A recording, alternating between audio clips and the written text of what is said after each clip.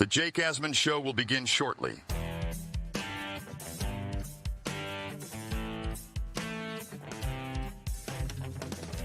Get your questions and comments ready. Super Chats cut the line.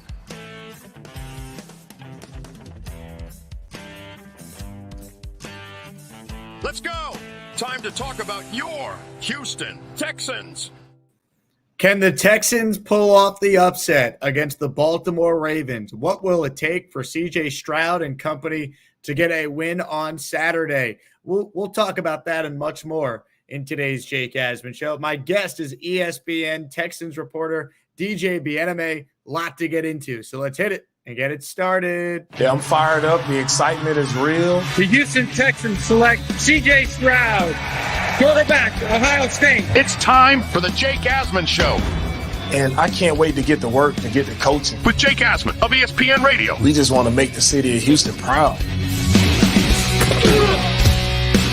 Be sure to like and subscribe to the channel for the most comprehensive insight on your Houston Texans.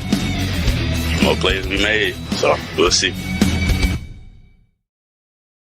Here we go on a Wednesday, another day closer to Texans and Ravens on Saturday. And joining us right now is one of the stars over at ESPN. He was on SportsCenter yesterday, and he's taking some time to join us right now. DJ Bien-Aime from ESPN is my guest. DJ, always appreciate your time, my friend, and thanks so much for giving me your time on what I'm sure has been a crazy week for you here in Houston. Yeah, no, it's been a little crazy, but I appreciate you having me on. I'll always make time for Jake. End of the day, I've been coming on your show since 2021, like April. So ain't nothing gonna change in 2024. That's kind of crazy. 2024, damn, that's a long time. That's actually 2024, 2021. Wow, it's a while back. Kind of. Right. Yeah, crazy things are happening, right? Obviously, you and I first connected when you were with the New York Daily News, and now here you are covering a Texans team that hit on their quarterback, got the head coaching hire right, and has shocked basically everyone in the NFL world that the Texans are one of the 4 teams standing in the AFC going into this weekend. What has this ride been like for you, DJ? Because obviously you were here the last couple seasons. You saw last year with Lovie Smith and how that ended. And here are the Texans 1 win away from playing in their first ever conference championship. Yeah, I think it's been really interesting because you're trying to so let's start with CJ, right? You're watching it, waiting for the rookie wall, and it just hasn't come, right? Where he's starting to look like a rookie. And to be honest, I guess you could say like it started for the first 6 weeks of the season, not first 6 weeks, first 6 quarters of the season against the Ravens and the first half against the Colts. And for whatever reason, from that moment on, from the Colts game on, he's been a completely different quarterback in the sense of being able to decipher defenses, throw with anticipation, show off that arm talent, create, extend. Like you've just seen the growth and the development happening without the bonehead mistakes. Because again, he had the best touchdown interception ratio in the entire NFL and led the league in passing yards per game at 273. So I think watching that has been fascinating to see that the rookie wall never hit.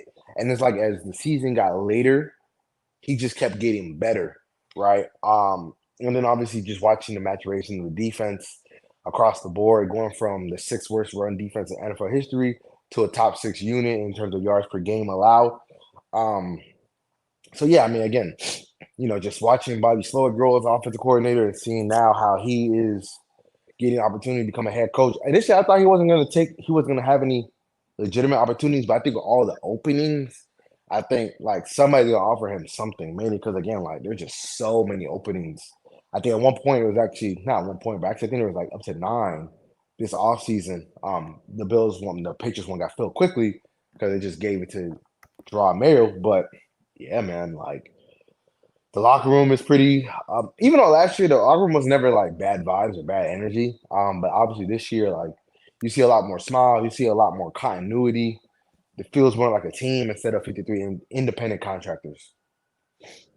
It really is unbelievable. And, for you being around the team last year and seeing the differences this year, what to you was the moment? Was there a moment or something you could point to when, hey, it felt like this was going to be different? I'm not sitting here saying that you knew in August this team would be playing in the divisional round of the playoffs, but did you have a moment when you looked at the team, the roster, the coaches, and said, this team could be a lot better than people realize.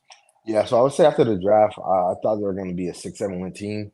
I know a lot of people expected them to have like a top 5 pick, top 2, 3 pick. I never saw that, mainly because I looked at the roster. I'm like, they have all their premium positions locked up, both tackle spots. They have a promising corner at the time. Derek wasn't a star yet. Now he is. But I knew they had talent at the cornerback spot. I knew they had a talented quarterback. I knew they had 2 legitimate edge rushers in Jonathan Gennard and Will Anderson. So it was more for me. It was like, okay, what are they gonna do at receiver? And obviously Tank Dell, Nico Collins, they stepped up and they played at exceptionally high levels. Nico Collins was 3 yards off from a 1,300-yard season. When you include the fact that he missed a couple of games, that's a really like standout type of year. So I always knew that the team would be better once I started to see the receivers play a lot better. And then when they went into, I think they went into Atlanta at 2-2, and I started looking at the schedule. I knew they're gonna play the Saints. I knew there was gonna be they're gonna play the Saints, the Panthers, the Bucks, Bengals, and somebody else. I think it's the Cardinals. Yeah, they play the Cardinals. I'm like, okay. At that moment, I knew, okay, this could be a playoff team, mainly because how the schedule was stacking up and how I knew, like, okay, like if they handle business based off of because that 2-game stretch when they dominated against the Steelers and dominated the Steelers against the Jaguar, I'm thinking, okay, this team there's something there, right? That was like the Jags were a little fluky because of things that happened in the game, but you still dominated the team and you followed that up with another dominating win. And that's why I knew, okay, there's a chance they go to the playoffs. I started to really believe. I thought it was going to be a wild card. I didn't think the Jags were going to obviously disintegrate before our very eyes, but I truly believed around that week 5, week 6 period. And when they won that Bucks game, that's when I was like, okay, they're on the right trajectory. And then obviously when we went to beat the Bengals, I basically expected to be in the playoffs, covering the playoffs once they beat the Bengals. Really is unbelievable. And then take me back to just last week. Texans at home, first home playoff game since the 2019 season. And I picked the Texans to win, DJ. I thought it was going to be a close game. I thought it was going to be maybe similar to the game the Texans played against Buffalo in the wild card round in 2019. Came down to the bitter end. Texans blew them out. The defense for the Texans scored the same amount of points that the Browns offense did for an entire game. Take me back to what you were thinking in real time watching the Texans play arguably their best game of the season in the playoffs. Yeah, I would say early on, I thought it was going to be a shootout because I thought that Kevin Stefanski had DeMeco Ryans in the headlock, and I saw that Bobby Slowick had Jimmy Schwartz in the headlock. So I'm thinking it's going to go back and forth, mainly because, they both were calling plays that were getting guys wide open. And I thought it was gonna be a problem. DeMeco adjusted, Jim did not. I think watching that, seeing that Jim was he adjusted a little bit, but then Bobby Slowick had a counter for the adjustment, and he was able to hit that, touchdown to Dalton Schultz. CJ was able to hit that touchdown to Dalton Schultz, which put them up, basically, I think it was what was it?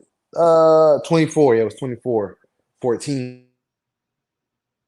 Going to go back and forth. I was still thinking it was going to go back and forth, right? I thought that in the third quarter, because the Browns, before Joe threw that pick 6, they were actually driving a little bit. The Texans had started at half. I think they went 3 and out. They were driving a little bit, and then the pick 6 happened, and that kind of blew the game out of proportion. And I think the biggest difference from week 16 to the playoff game was just the defense showing up. Derek Stingley, Shiloh, and Amari Cooper limiting him. Obviously, he suffered a little bit of an injury, but if you're out there, no excuses in that regard. But we saw Larry Tunsil had to lead the game with a knee injury, and he came back in and basically shut down Myles Garrett. So, I think watching that live was like, wow, like they're really gonna go to Baltimore. And at that point, it was like they got a chance. They got a legitimate chance to beat Baltimore. Mainly because when you dominate a team the way they dominated the team, that confidence is through the roof. And sports is a lot about confidence and belief, especially in football, right? Basketball is a little bit different because there's not that physicality that comes with basketball. So yeah, if you hanging around, but like you're going against a team that has LeBron James and Anthony Davis, or like prime LeBron and Anthony Davis, or the Nuggets where they have Jokic and Jamal Murray and Aaron Gordon. I bet you they pull away, right? Like we kind of saw that with when they played the Miami Heat in the finals, where like a lot of games with the Heat was trying to stay close, but they didn't have enough talent. Where in football, like the physicality can neutralize the talent on both sides of the field, and the fact that the Texans were able to punch them in the mouth consistently and cause turnovers makes me think they have a great chance to go into Baltimore and be able to get that win, mainly because while, yes, the Ravens on paper appear to have more talent, if they can match their physicality, the talent kind of goes out the window. So I want to talk more about the Ravens matchup in particular. Do you see areas where the Texans have an advantage? I'll give you one. I want your thoughts on this. I think the fact that the Texans, the last 2 weeks, have essentially had to play playoff games. You go back to the game against the Colts, that was a win and you're in. That's basically a playoff game. They were phenomenal that night. Stroud plays great. They win to get into the playoffs. Last week, they played again as well as you could play. So the last 2 weeks, Texans have already been in playoff mode. Whereas the Ravens, yes, they're going to be well rested, but they rested their starters the last game of the regular season. They had the bye last week. I wonder with the Texans playing as well as they are, DJ, could they catch the Ravens a little rusty early? If the Texans could go out and score early, kind of punch them in the mouth, I think there's a lot of pressure on this Ravens team with all the expectations. So I feel like an advantage the Texans have is kind of that house money mentality that might be able to play with. Maybe mainly because the reason why I'm not all the way on board on that is because the Ravens also played basically a de facto playoff game against Miami for the 1 seed. They actually thwarted them, so they kind of been in playoff mode too, right? Because even in that game, you look a lot of footage. They were like, "We got to stay locked in. Nobody get happy. Like we still got more to do." Yeah, we got the number 1 seed, but this is on the winner on the side. Obviously, in the locker room they celebrated, but they were still pretty locked in. And you got to remember, like, there's not a lot of guys that were on that team that folded in 2019, but the most important, like a lot of important pieces are Lamar's still there, Mark Humphreys is still there. I don't think Patrick Queen was on that roster yet, but Mike Andrews was there, John Harbaugh was there, Ronnie Staley was there. So they're like the key cogs of that roster were there in that moment, and they know what it's like when you don't come out the way you need to come out, right? And obviously their season was done. And, Lamar Jackson MVP season was stained and tainted by them losing in that wildcard round to the Titans. So while, yes, I think in theory that makes sense, like because we've seen it before, right? Like we've seen it before. But the Texans, the Ravens are such a physical football team. Like I would say they're more physical now than they were back then. Be led by Raekwon Smith, that the rust or whatever, let's say offensively they have a little bit of rust. Defensively, they're such a physical football team that they'll be able to minimize the rust and the time off while the offense is, trying to get back in order to, give the offense time to kind of get their feet wet. But again, like I don't really see that as much of an issue in terms of them having that much rest in reality. Because I saw what they did against Miami and San Francisco back-to-back weeks. Great point. So your thoughts on where the Texans could look to exploit the Ravens? Where could they attack them? What advantage could the Texans have in a game that they're a 9.5 point underdog in most sports books? I would say on the perimeter on both sides, I think that the Texans match up very well. Their cornerbacks versus the Ravens receivers. Obviously, I love Zay Flowers, but I do think that the cornerback trio of Desmond King, Steven Nelson, and Derek Stingley can really neutralize their receiving core. It's more about what can they do when they go 12 or even 11, what it can do with the tight ends, whether it's Isaiah Likely or Mark Andrews, who has been practicing recently. He's been activated off the IR. What can they do against the tight ends? Because we know Lamar loves the tight ends. And then I would say on the flip side, the Ravens, Mark Humphreys, obviously he's done with a calf injury. Nico Collins has been phenomenal this year. Obviously, you still gonna need some other people to step up, whether it's John Mechie, Robert Woods, Xavier Hutchinson. But I do think on the perimeter, Nico Collins, because we've seen what Nico can do when he's like the lone guy. We saw against the Colts. The only difference is the Ravens run a lot of cover, quarter, half. So basically cover 6, or sometimes they run cloud coverages where, it might look like Nico may be in man, but the other team, the Ravens might go to like a cloud where like the guy is basically going to undercut anything underneath with over-the-top help, which basically can neutralize Nico in that sense, and you're going to need your other guys to step up. But I do think that, based on what we saw from Mechie last game where he was starting to make some plays, Robert Woods, hopefully, and then, Xavier Hutch, I think that can be an advantage. But it's going to be a game where we're going to have to get the ground game going, because if you let CJ drop back 40 plus times against this defense, that could smell trouble. You were at practice earlier today. Give us an idea on the Texans health-wise going into this one. Do you think it's helpful that, hey, they played on Saturday now, 3 straight weeks, so they're kind of on this normal schedule here, but your thoughts on the injury front? What players do you expect to play? Which guys could be on the fence for this one on Saturday? I think the only guy that's probably on the fence is Jerry Hughes. Everybody else that is of significance is kind of full throttle, good to go, mainly in the sense that if guys are limited at this point, they're probably going to play. This is a part of the season where guys are going to fight through to get on the field. We saw Will Anderson against the Titans, barely practiced that week, played in that game, only had 12 snaps, but had 2 sacks. Same with Jonathan Gennard in the sense that, he might have missed the last game of the year. But, he didn't practice much last week, but he looked good the last day, like, of actual practice, and he played and was impactful. So I think on the injury front, they're as healthy as they could possibly be at a situation like this. Minus losing, obviously, Noah Brown. Obviously, that is something they're going to have to adjust. But, I mean, they've been having to lose weapons in and out of the lineup seemingly the last 6 to 7 weeks of the season, right, DJ? So that's something that they can handle. Right. No, I completely agree there. I mean, like, we saw with the O-line, musical chairs throughout the year. Same like the receiver spot. Nico's missed. Tank's missed. Noah Brown's missed. Robert Woods missed. Like, everybody's missed, and they've been able to kind of keep the train going. The only people that's been healthy the majority of the year is their running backs, and I guess you can kind of say the tight ends with Dalton Schultz. He's missed some games with him and Brevin Jordan, but they're going to have to also, I think, in this game, lean on their tight ends to make some plays. Because, again, like, if let's say Robert and Mechie / Xavier Hutchinson can't create and make plays the way you need to, you're going to need your tight ends to step up like they did in the wild card game where they both had 2 explosives that went for touchdowns, and that was kind of the ball game.